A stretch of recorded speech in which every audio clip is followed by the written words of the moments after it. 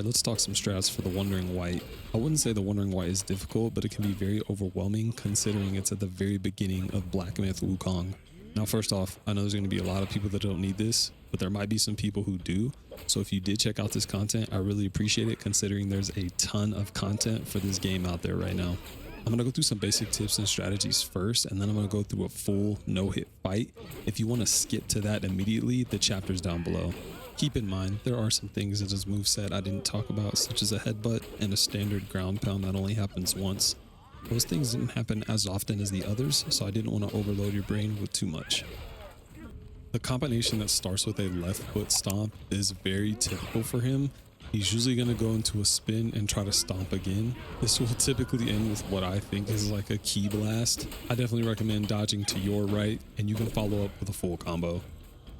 On some of his spins, I recommend getting into the habit of retreating or doing a double dash back, as he likes to get into the nasty habit of spinning twice. He won't always do a key blast, so if he doesn't, just be ready to take your turn and attack.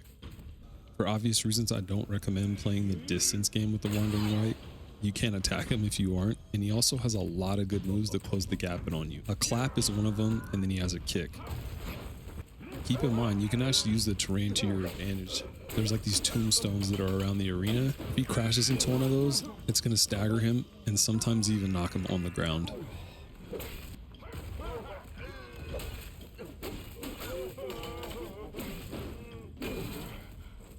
My favorite attack honestly has to be the right foot stomp starter. It is always accompanied by a quick left foot stomp that can always be countered by resolute strike. It's a lot easier than you think it is, and I recommend trying this. It will open him up and stop everything he's trying to do.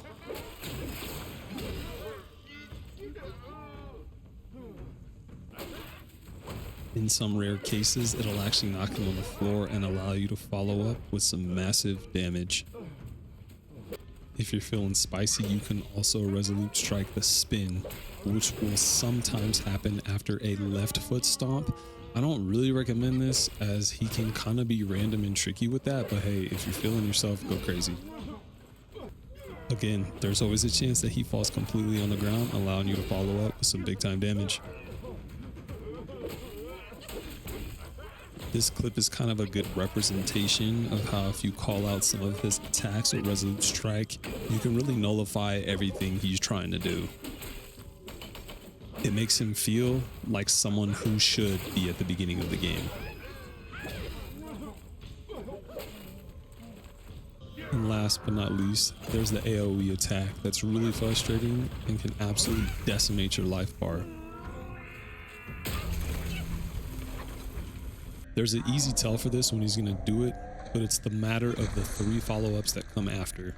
If you pay close attention to his fist, you'll just be able to dodge the strike completely.